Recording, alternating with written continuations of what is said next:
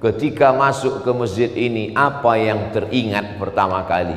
Baru melihat pintunya saja, Allahumma sholli ala Sayyidina Muhammad wa ala ali Sayyidina Muhammad, Masjid Nabawi. Sampai ke dalam melihat lampunya, lampu Masjid Nabawi, melihat kubahnya, replika kubah Masjid Nabawi. Jadi yang diingat itu kalau orang masuk ke masjid ini, yang diingatnya pasti Nabi. Allah, dia banyak masuk ke masjid ini, makin banyak bersolawat, karena dia ingat Nabi, dia ingat Masjid Nabawi, dia ingat makam Nabi. Allahumma sholli ala Sayyidina Muhammad, Allahumma sholli ala Sayyidina. Kalau dia ngaji, kalau dia tidak ngaji, datang-datang ke Makassar, mampir dia ke Masjid An-Nas, masuk ke dalam ini seperti melihat kucing.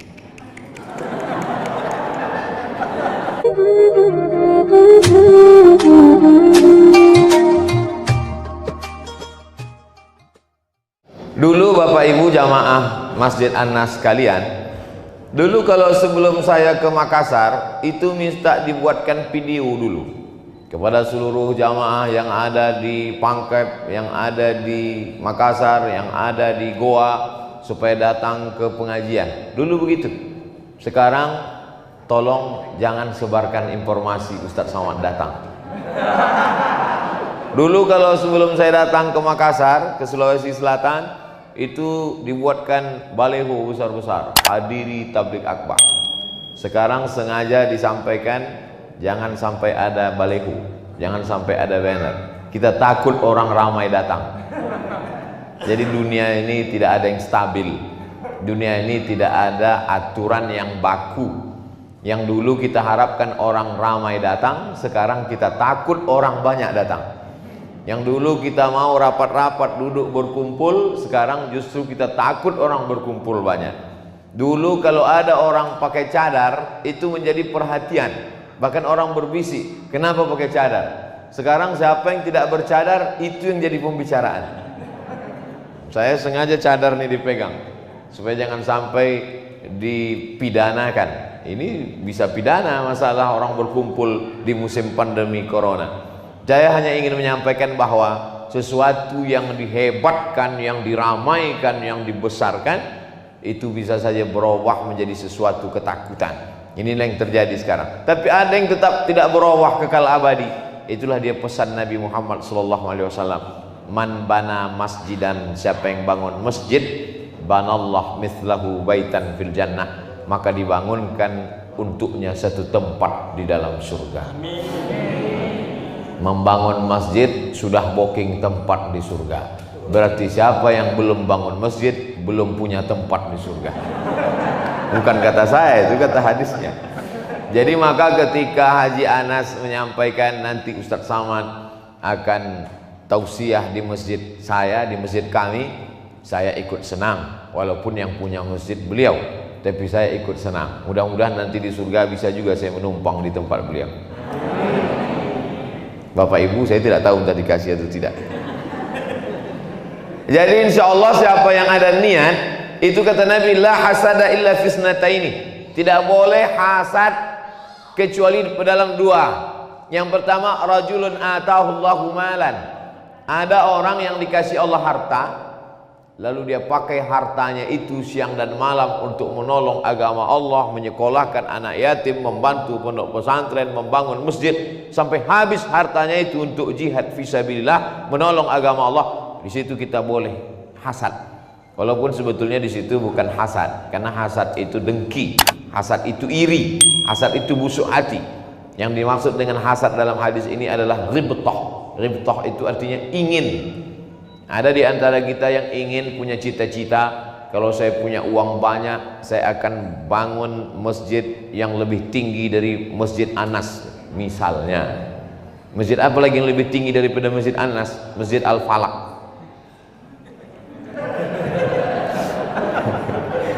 Anak Anas itu terakhir.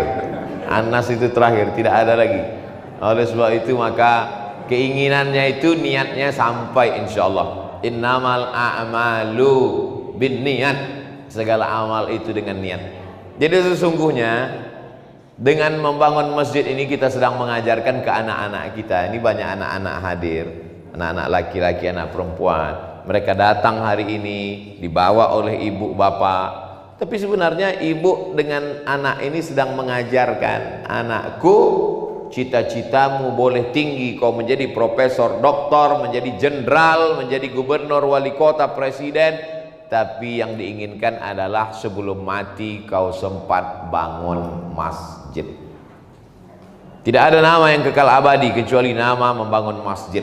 Makanya Masjid Nabawi, Nabawi itu Nabi, Masjid Nabi Muhammad sallallahu alaihi wasallam.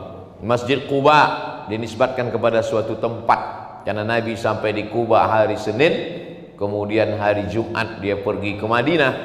Malam Selasa, malam Rabu, malam Kamis, malam Jumat, 4 malam saja dia di situ berdiri satu masjid. Bangunan yang pertama di atas muka bumi ini kata Allah, inna awwala baitin wudi'a lin-nas lalladzi bi Bakkah. Bangunan yang pertama di atas muka bumi ini itulah bangunan yang ada di Bakkah, Masjidil Haram. Bangunan yang kedua Masjidil Aqsa.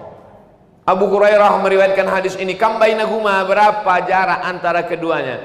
Arba'un sana, 40 tahun.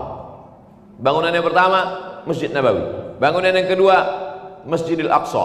Bangunan yang pertama ketika sampai Nabi di Kuba juga pertama kali membangun masjid.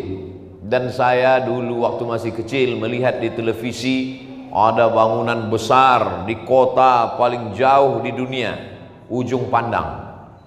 Saking jauhnya disebut Ujung Pandang. Waktu itu kami waktu kecil tahunya Ujung Pandang, rupanya Ujung Pandang sama Makassar itu sama, Makassar. Lalu kemudian waktu itu kami lihat di TV, masih SD, masih kecil, melihat ada Islamic Center besar. Seorang jenderal kebanggaan umat Islam, Jenderal Muhammad Yusuf, bangun Islamic Center besar. Mereka semuanya ingin kekal abadi, menjadi pendidikan buat generasi masa depan, sehingga cita-cita mereka itu tidak hanya sekedar punya rumah, punya mobil, punya kerja, menikah, punya anak, pensiun, stres, depresi, mati. Orang yang ke masjid, bangun masjid tidak mengenal istilah pensiun. Pekerjaan mereka, pengabdian mereka sebagai pejabat negara, sebagai pengusaha mungkin selesai. Tapi dengan membangun masjid, karena tidak ada orang berhenti ke masjid sampai hari kiamat, manusia boleh mati, tapi pengabdian dia ke masjid tetap. Oleh sebab itu orang yang selalu ke masjid, dia tetap sehat, dia tetap segar bugar. Beda dengan orang yang punya jabatan tapi tak pernah ke masjid. Dulu ketika masih ada jabatan, mobilnya ada yang nyetir, sebelum keluar mobil pintunya sudah dibukakan. Kalau dia pergi disambut orang dengan baleho, dengan umbul-umbul, dengan sambutan yang luar biasa. Tapi begitu jabatan sudah tidak ada, orang cuek, orang tidak peduli. Tapi kalau dia biasa ke masjid, dia tidak peduli itu. Karena setiap hari dia pergi ke masjid, dia sholat berjamaah, dia menghadapi banyak orang, dia berkumpul dengan orang, dia bertatap mata dengan orang, dia berjumpa dengan orang, dia bersalaman dengan orang. Maka tidak ada istilah pensiun, tidak ada istilah berhenti, karena profesi aslinya adalah da'i, mengajak orang ke jalan Allah. Nahnu du'an qabla kulli syai'. Kita ini adalah da'i sebelum jadi apapun. Jadi kalau dia menjadi gubernur, wali kota, presiden, itu profesi keduanya saja. Profesi pertamanya adalah mengajak orang ke jalan Allah. Cuman caranya macam-macam. Saya mengajaknya dengan ceramah, dengan tausiah, dengan khutbah, dengan kultum. Ustadz Yusri mengajaknya dengan pesantren, dengan kampus, dengan seminar, dengan lokakarya. Pejabat mengajaknya dengan kekuasaan, dengan tanda tangan. Ibu mengajaknya, ya langsung dia bawa anaknya. Anaknya dia bawa ke masjid. Begitu cara mereka. Lalu siapakah di antara kita ini yang paling mulia? Apakah yang membangun masjid? Apakah yang berceramah? Apakah dengan kekuasaan? Yang paling mulia adalah yang paling ikhlas kepada Allah. Insya Allah kita ini semuanya ikhlas karena Allah Subhanahu Wa Taala. Ada orang berpemahaman ikhlas itu tidak boleh disebut. Kalaulah ikhlas tidak boleh disebut, maka tidak ada itu namanya hadis tentang Abu Dihdah yang disebut oleh Nabi, diriwayatkan sahabat Nabi, disebutkan dalam kitab hadis, menyumbang 600 batang pohon kurma. Disebut sampai sekarang. Kalau tidak boleh disebut, tidak akan ada hadis tentang Abu Talhah yang menyumbangkan tanah di depan Masjid Nabawi, kebun korma lengkap dengan sumurnya sekalian. Zaman dulu siapa yang punya sumur, dia yang paling kaya. Hadis tentang Abu Talhah diriwayatkan sampai sekarang. Seandainya tidak boleh, pasti dikatakan Nabi, jangan sebut-sebut, jangan direwayatkan, diam-diam saja, dibawa sampai mati. Oleh sebab itu kalau ada orang mengatakan jangan sebut nama saya, jangan tulis nama saya, kalaupun mau tulis di baleho besar itu, di papan tulis masjid, tulis saja hamba Allah. Saya tidak mau rusak karena disebut. Bapak mau nyumbang berapa? 5.000. Abu Talhah saja yang satu kebun korma lengkap dengan sumurnya disebut dalam hadis. Abu Dihdah 600 batang korma. 600 batang korma itu kalau sawit sekarang 4 hektar, 2 hektarnya 300 batang, 1 kilo sawit 1.500. Kalau naik tolong kasih tahu saya. Bagaimana dengan korma Madinah yang 1 kilonya 80 real, 250.000, 300.000, tapi tetap disebut. Artinya disebut untuk memotivasi, untuk dakwah. Makanya ini tetap kita sebut. Saya sebut di video ini dan akan ditonton oleh orang seluruh Indonesia. Saudara kita yang bekerja di Malaysia, di Kuala Lumpur, di Taiwan, di Hong Kong. Walaupun saya tak bisa masuk Hong Kong, video saya boleh masuk.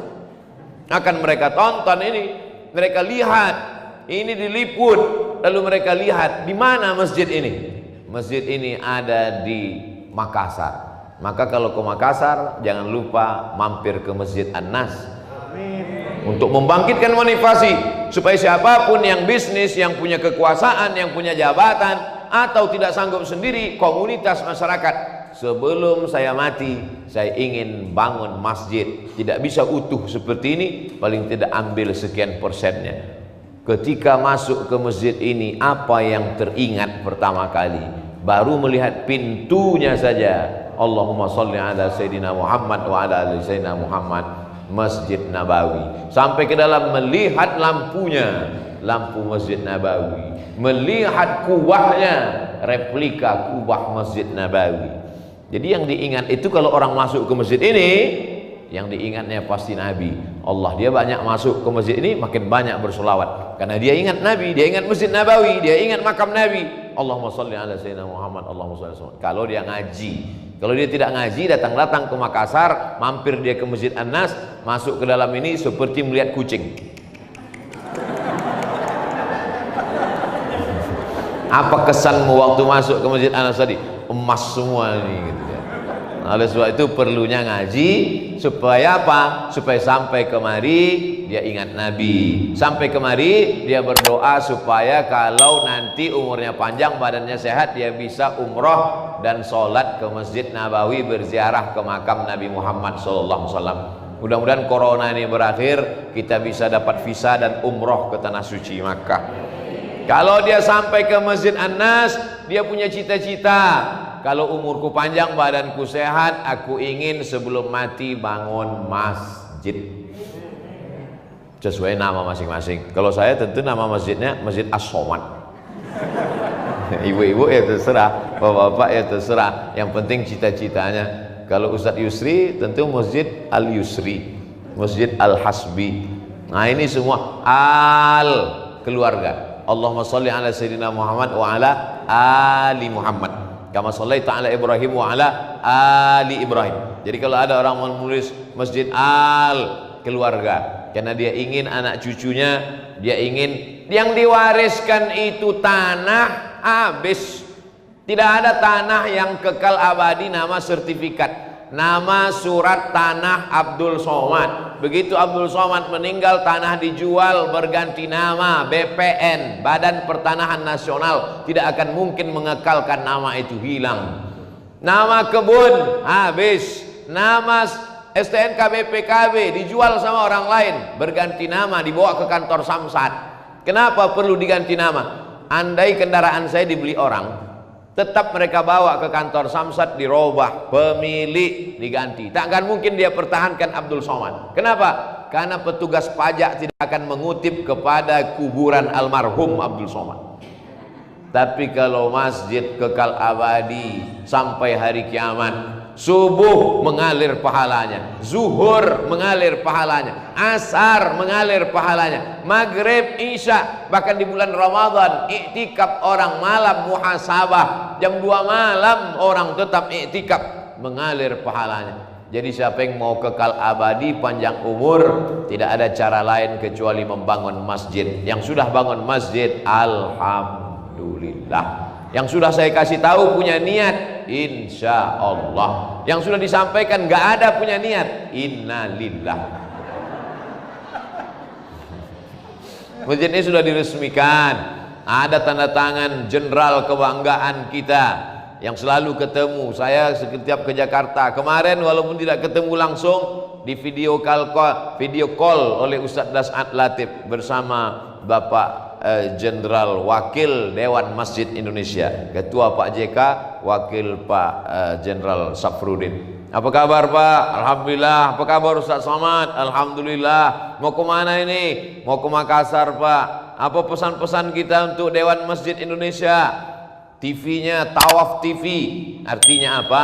Masjid akan menyatukan kita. Karena masjid ini adalah bangunan yang terdiri dari beberapa unsur.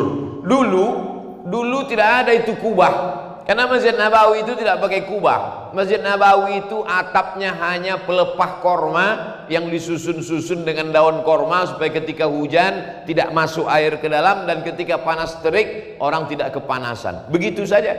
Bangunan kubah ini baru muncul ketika Islam sampai ke Bizantium. Ada seorang kaisar namanya Kaisar Bizanti. Dia bangun kota, nama kotanya Bizantium. Lalu kemudian berubah lagi, muncul kaisar baru namanya Konstantin.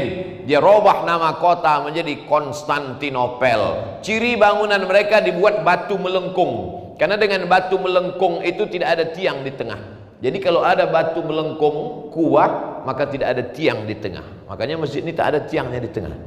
Saya senang kalau sholat di masjid itu tidak ada tiang di tengah, karena sok tidak putus. Sekarang diputus oleh corona. Dulu sop rapat-rapat, dan gara-gara sop rapat ini kadang orang berkelahi di masjid. Yang satu mengatakan kakinya mesti rapat, yang satu mengatakan kalau rapat dia risih, dia tarik. Sampai kelahi gara-gara sop rapat. Setelah selesai datang corona, berdamai mereka. Oleh sebab itu maka ini. Jadi salah satu manfaat dari kubah adalah bangunan melengkung. Jadi awal-awal Islam tidak ada kubah, tapi ketika orang Islam sampai ke Bizantium Eropa, maka muncullah itu kubah. Lalu kemudian begitu juga dengan mimbar. Awalnya Nabi Muhammad SAW itu hanya menyampaikan khutbah bersandar ke batang pohon kurma, berdiri saja. Datanglah seorang perempuan. Lalu kata perempuan ini, di rumahku ada seorang tukang kayu, najjar, tukang kayu. Dia bisa membuatkan mimbar. Apakah engkau setuju kalau kami buatkan mimbar, wahai Rasulullah? Kata Nabi, silakan, suruh dia buat mimbar. Maka dibuatkanlah mimbar. Mimbarnya 3 lantai. Lantai 1, tangga 2, tangga 3. Di tangga 3 itulah Nabi berdiri. Tapi mimbar kita tidak pakai tangga, langsung masuk dari belakang, naik ke atas. Macam-macam model mimbar. Ada yang modelnya dari depan, manasoh namanya, seperti yang kita buat, seperti pentas saja, tapi untuk efisien, tidak banyak makan tempat. Karena kalau pakai tangga pasti akan putus juga tangga ini dari kiri ke kanan, maka dibuat naik ke atas. Lalu kemudian ada mihrab. Mihrab ini awal mulanya dibuat oleh seorang arsitek dari kota Damaskus, Suriah. Maka dibuatlah mihrab, tempat imam. Awalnya Masjid Nabawi tidak pakai mihrab karena garis lurus saja. Mihrab ini kreasi dari Islam. Tidak boleh ada patung, karena malaikat tidak masuk ke dalam rumah kalau di rumah itu ada patung. Innal malaikata, malaikat, la tadkhulul buyut, tidak masuk ke dalam rumah fiha tamasil, kalau dalam rumah itu ada patung. Maka Islam datang mengharamkan seni patung, tapi darah seni tidak dihilangkan. Maka berubah dari seni patung menjadi seni kaligrafi. Maka masjid ini dihiasi dengan seni yang sangat indah. Tak ada patung binatang, makhluk hidup bernyawa, tak ada. Tapi bunga-bunga, bunga-bunga boleh. Maka dibuatlah hiasan bunga-bunga yang luar biasa. Yang petak-petak ini ciri khas dari khat Kufi. Kufi itu adalah Kufah, Irak. Lalu kemudian tulisan kaligrafi yang Masya Allah, tabarakallah. Banyak jamaah ketika melihat kaligrafi itu menggelengkan kepala. Ketika ditanya oleh temannya, apa yang kau gelengkan? Aku bingung apa bacaannya. Nah, oleh sebab itu padahal ini kaligrafi yang indah-indah sekali. Wa'budu rabbaka hatta ya'tiyakal yaqin. Sembahlah Allah sampai engkau mati. Sampai yang kau yakini itu datang. Makna yang kau yakini itu datang artinya sampai engkau mati jangan berhenti menyembah Allah. Sampai kapan kita ini menyembah Allah? Tenang, sampai mati. Saya sudah tak tahan menyembah Allah, cepat mati. Wa'bud rabbaka hatta ya'tiyakal yaqin.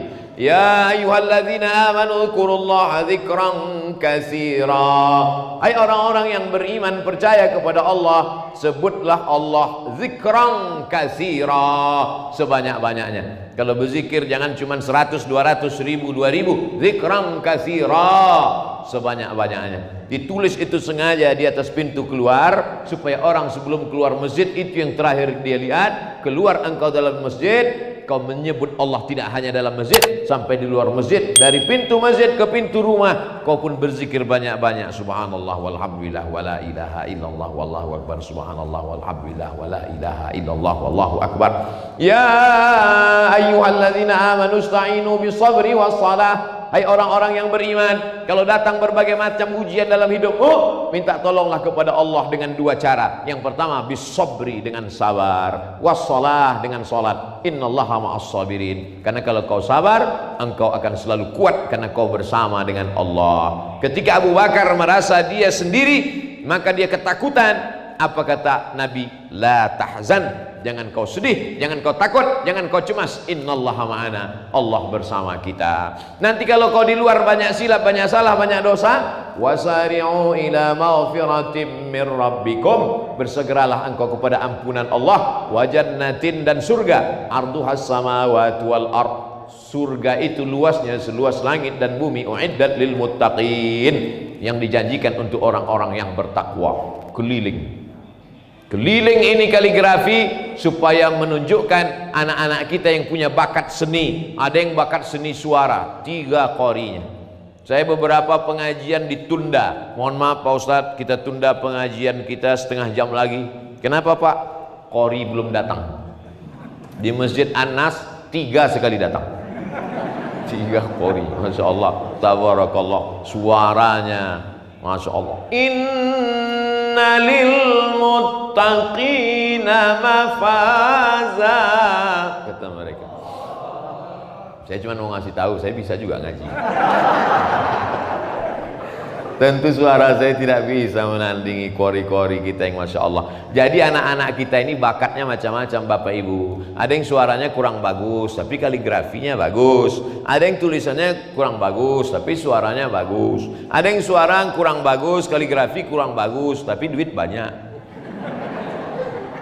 Oleh sebab itu jangan pernah menyepelekan, meremehkan orang. La tahqiranna minal ma'rufi syai'a. Jangan pernah kau sepelekan walaupun kecil. Oleh sebab itu kita beramal sesuai dengan apa yang diberikan Allah kepada kita. Kita ini seperti jari, ada yang tinggi, ada yang rendah, ada yang gemuk, ada yang kurus, ada yang besar, ada yang kecil. Justru dengan beraneka ragam macam-macam inilah kita bisa bekerja sama. Bayangkan kalau kita sama semuanya, tentu tidak indah. Ada warna-warni, itulah yang membuat dunia ini menjadi indah. Oleh sebab itu, tapi tujuan yang paling kita inginkan adalah ilahi anta maksudi, engkau yang ku maksud ya Allah, wa ridhaka matlubi, ridhamu yang kutuju ya Allah. Ini pemasangan jam ini memang sudah tepat sekali diletakkan di sana supaya setiap penceramah tahu dia selesainya jam berapa. Khotib pun begitu juga, sehingga khotib Jumat begitu dia naik ke atas maka dia langsung khutbah. Dia tahu dimulai jam berapa, ditulis lagi depan, khutbah tidak boleh lebih dari 20 menit. Karena saya ada beberapa masjid juga kita ceramah karena nggak tahu Ustadz ini pantang kalau sudah dapat mikrofon, dia tak tahu berhentinya kapan. Saya sudah dipesan Ustadz Samad, kita selesainya jam 12 masuk waktu zuhur di Makassar. Maka saya tengok dari tadi jam 12. Masya Allah, tabarakallah. Intinya apa? Inti dari masjid ini sesudah dibangun masjid cantik indah belum selesai. Apalagi membangun masjid sudah memakmurkan masjid. Walaupun sekarang katanya COVID tidak boleh berdesak-desakan, tidak boleh ramai-ramai, ini dikasih kali supaya shopnya tetap ada jarak, jaga jarak, pakai masker, cuci tangan, hand sanitizer. Saya sebelum masuk masjid ini cuci tangan dulu tadi. Saya wudhu dulu, bukan cuma cuci tangan, cuci kaki saya dulu sebelum masuk. Kenapa yang dicuci itu tangan? Karena tangan yang menyentuh virus, bakteri, kuman, penyakit masuknya lewat lubang-lubang ini, lubang hidung, lubang mulut, lubang mata, dan tangan menyentuh itu. Kalau dia di ujung jari kena. Oleh sebab itu maka itu yang ditutup, maka kita tetap tutup itu. Saya menyampaikan ini supaya suara jelas, karena kalau mulut makanya saya buka, tapi masker tetap saya bawa. Oleh sebab itu, dan saya tidak akan menyampaikan tausiah kalau tidak ada izin dari gugus COVID, dari bapak-bapak kepolisian. Jadi acara kita ini legal, bukan acara ilegal. Dan yang mengawal saya kemari polisi. Tak mungkin saya ditangkap polisi, polisi yang ngawal. Dan saya kemari tidak naik rakit, bukan naik perahu. Saya sampai ke Makassar naik pesawat, dan baru boleh naik pesawat kalau sudah lulus rapid test. Jadi ujung jari ini sudah ditusuk, diambil darahnya, sudah dites, ternyata Ustaz Somad dalam keadaan sehat walafiat. Saya cuma mau ngasih tahu saya sehat, itu aja. Apalagi bertemu dengan Bapak Ibu, bertemu dengan kakak-kakak kelas senior-senior saya, insya Allah kita semuanya sehat. Mulut sudah ditutup, tangan sudah dicuci, sudah jaga jarak, kena juga takdir. Disitulah makna iman yang keenam. Antumina billah wa malaikatihi wa kutubihi wa rusulihi wal yaumil akhir wa biqadri khairihi wa syarrihi. Beriman kepada takdir. Sudah tutup mulut, sudah jaga jarak, sudah cuci tangan, kena COVID juga, takdir. Tapi takdir itu setelah usaha, jangan dibalik. Mulut tidak ditutup, tangannya megang apa macam-macam. Lalu kemudian ketika ditanya, kamu tidak ikut protokol kesehatan, beriman kepada takdir. Ini tidak benar. Kita ahlus sunnah wal jamaah, kita bukan ahlul bid'ah jabariyah. Kita beriman kepada takdir. Yang sudah meninggal dunia, saudara-saudara kita yang kena COVID meninggal dunia, kata Nabi, al-mat'unu syahid. Orang yang kena wabah, mat'un namanya, syahid, matinya mati syahid. Jadi tetangga, sahabat, kawan, saudara kita yang sudah meninggal dunia, jangan terlalu sedih. Jangan habiskan air matamu untuk mereka yang mati syahid, karena kau belum tentu entah mati syahid atau mati konyol. Syahid artinya melihat. Kenapa dia disebut orang mati syahid melihat? Karena sebelum mati dia sudah melihat tempatnya di dalam surga. Syahid disebut juga dia sebagai masyhud, dilihat. Kenapa dia disebut orang yang mati syahid, mati dilihat? Karena kematiannya disaksikan, dilihat oleh para malaikat. Ini kadang keluarganya sedih. Sedih kami Pak Ustadz, kami nggak boleh melihatnya. Dia dibungkus pakai protokol COVID, sholatnya pun dari luar ambulan, sholatnya pun kami tidak lihat, mandinya tidak lihat. Dia memang tidak dilihat, tapi dia disaksikan oleh para malaikat. Karena kata Nabi, al-mat'unu syahid. Tapi bagi yang belum kena, maka kata Nabi, firra minal majzum, larilah engkau dari penyakit menular, firaraka minal asad, sebagaimana engkau lari dari singa. Penyakit menular ini tidak bisa kita lihat dengan mata. Jadi kalau ada hari ini orang menyikapi masalah penyakit ini, manusia ini terbagi dua. Yang satu yang tidak ada rasa takut sama sekali, yang satu amat sangat ketakutan, ekstrim kanan dan ekstrim kiri. Yang satu nggak ada takutnya sama sekali, bahkan nantang dia. Mana COVID itu? Biar ku masak sama sup saudara. Gitu. Mana dia? Biar ku telan, kata dia. Yang satu lagi amat sangat takut, sampai semuanya dicuci pakai hand sanitizer. Sangat ketakutan. Sedangkan kita sebagai orang beriman, kita berusaha, kita berikhtiar, kuatkan iman. Kalau imannya kuat, imunnya kuat. Kalau imunnya kuat, di dalam badan kita ini ada tentaranya. Tentara itulah yang disebut oleh imun, oleh medis. Imunnya kuat, tentaranya kuat. Ketika masuk musuh-musuh di dalam, dia diserang. Begitu COVID itu masuk ke badan kita, nyantol di leher dan di paru-paru kita. Tempat pertama dia nempel itu di leher. sama paru-paru. Itulah maka tes swab itu yang dimasukkan alatnya itu ke hidung langsung ke leher untuk ngecek sudah ada tidak tentara musuh di dalam. Begitu dia masuk ke badan kita, maka imun langsung bangkit. Makanya yang 3 ini imunnya lemah. Anak kecil, orang tua renta, dan orang yang ada penyakit bawaan. 3 kelompok ini imunnya lemah. Imun tentara di dalam itu lemah, maka musuh mudah menyerang. Tapi kalau dia, ada juga orang tua tapi imunnya kuat. Kenapa? Semangatnya kuat, malamnya tahajud, baca Qur'annya kuat, imunnya kuat. Sebaliknya ada orang muda tapi imunnya lemah karena ada penyakit menular dan lain sebagainya. Oleh sebab itu kita tetap berusaha bertawakal. Salah satunya adalah dengan memakmurkan masjid dengan sholat berjamaah, dengan bertemu dengan tokoh-tokoh masyarakat, bertemu dengan Bapak Wali Kota, bertemu dengan tokoh masyarakat, bertemu dengan Pak Anas Yunus, bertemu dengan Bapak Ibu. Maka insya Allah pertemuan kita ini pun pertemuan yang memanjangkan umur dan memurahkan rezeki. Yang ngomong bukan saya, Nabi. Man ahabba ibsatalahu fi rizqihi, siapa yang mau lapang rezekinya, wa yunsa'alahu fi atharihi, mau panjang umurnya, falyasil rahimahu, hendaklah dia menyambung tali silaturahim. Tidak bisa silaturahim langsung, silaturahim online. Alhamdulillah ini langsung. Beberapa kali dengan masyarakat Makassar online, dengan pejabat-pejabat pembuat akta tanah online, bahkan sidang munakosah S3 doktor di UIN Alauddin pun kemarin online. Tapi insya Allah surganya tetap offline. Itulah yang dapat saya sampaikan. Mohon maaf atas segala kesilapan dan kekhilafan. Dimulai tadi jam setengah 12, sekarang jam 12 lewat 7. Insya Allah 37 menit kebersamaan kita ini bernilai amal soleh, meningkatkan iman dan takwa. Ala hazihin niyah al-Fatihah. A'udzu billahi minasyaitonir rajim. Bismillahirrahmanirrahim. Alhamdulillahi rabbil alamin. Arrahmanir rahim. Maliki yaumiddin. Iyyaka na'budu wa iyyaka nasta'in. Ihdinas siratal mustaqim. Siratal ladzina an'amta 'alaihim ghairil maghdubi 'alaihim waladdallin. Amin. Allahumma shalli ala sayyidina Muhammad wa ala ali sayyidina Muhammad.